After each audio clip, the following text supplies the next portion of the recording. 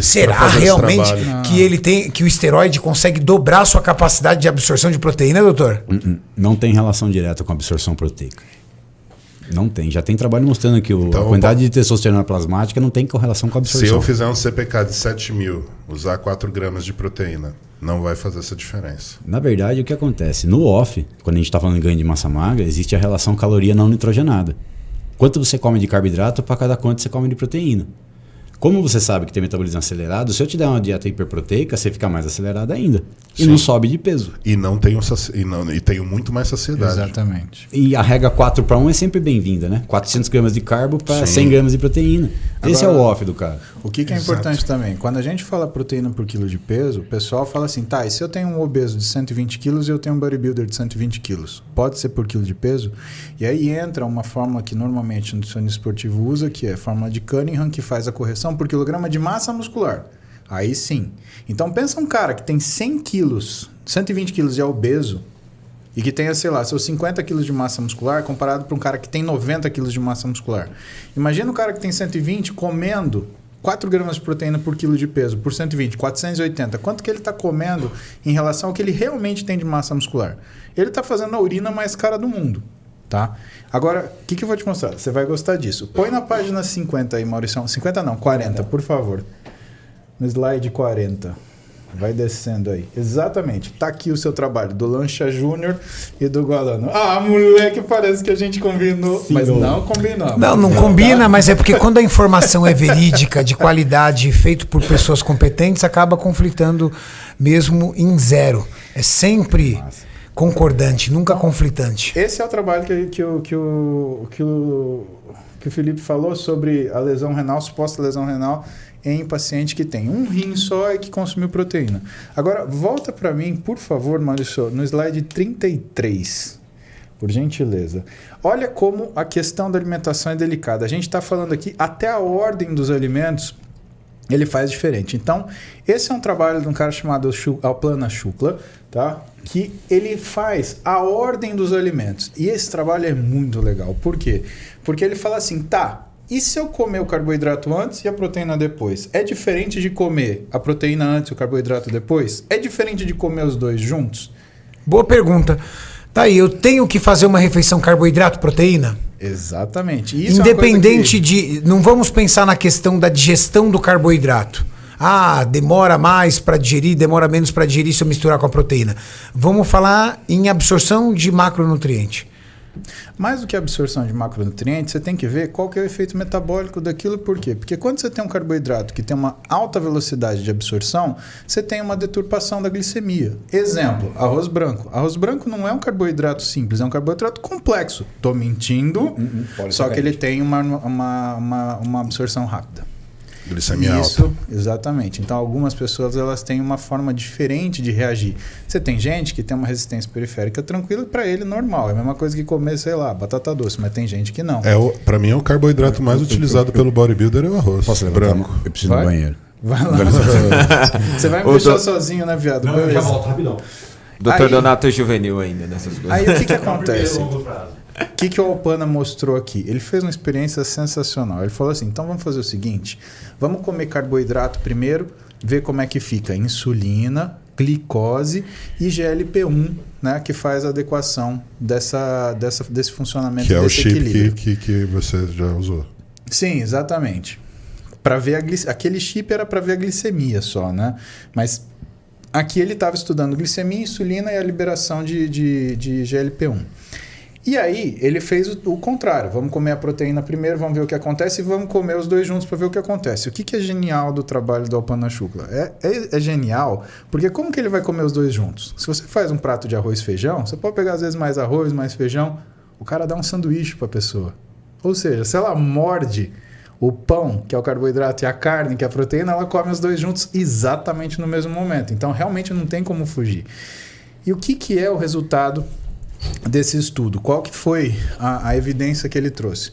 Ele trouxe que se você come a proteína antes e o carboidrato depois, você tem você tem valores menores de glicemia pós-prandial, mostrando o quê? Que você tem um aproveitamento melhor daquela refeição.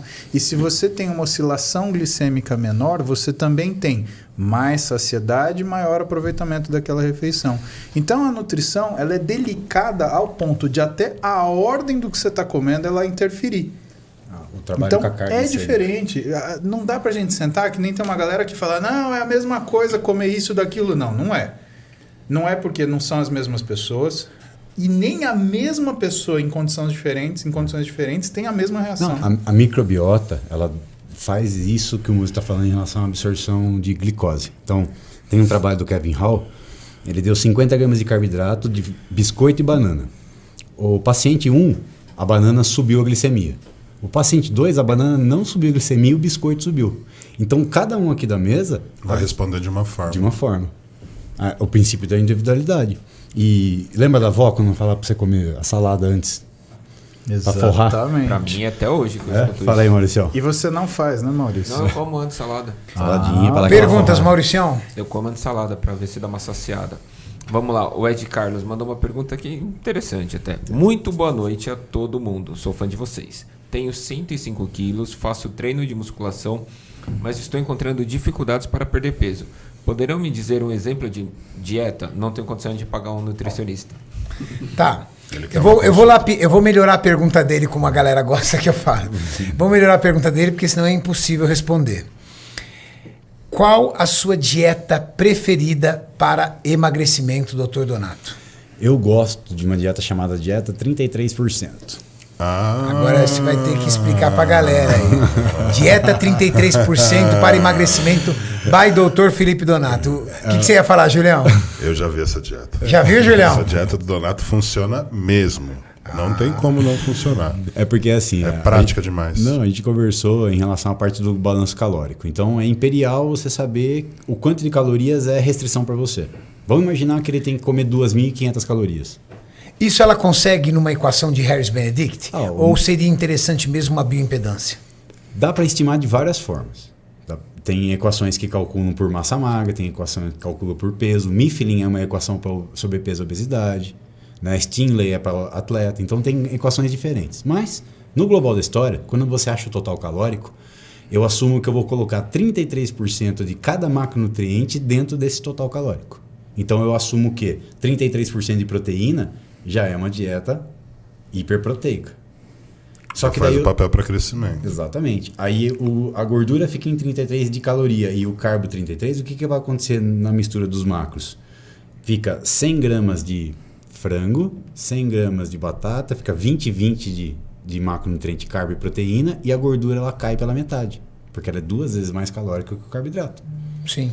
Então, por exemplo, digamos que uma pessoa ela tem um gasto calórico diário entre basal e atividade de 2.500, por exemplo. Sim.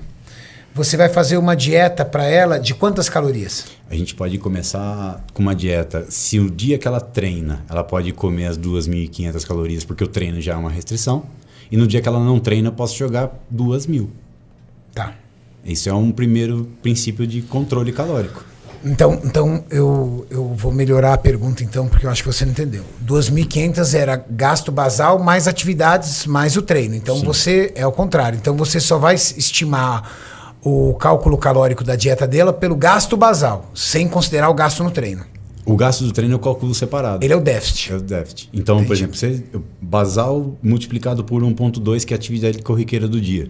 Vai dar um valor de dia sem fazer nada de 2.000 calorias. Por exemplo.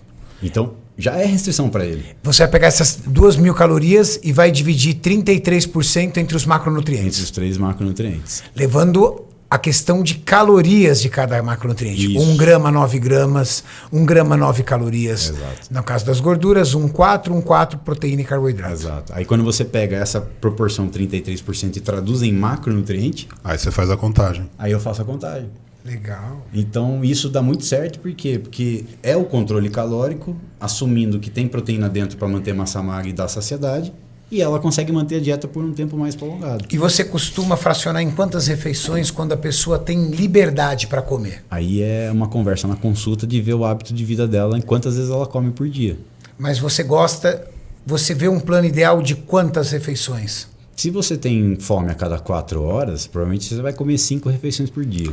Pessoas que têm um apetite mais noturno podem adequar essa dieta para um horário para mais à noite? A gente pode fazer a dieta, em vez de 5 refeições, a gente pode optar por uma dieta de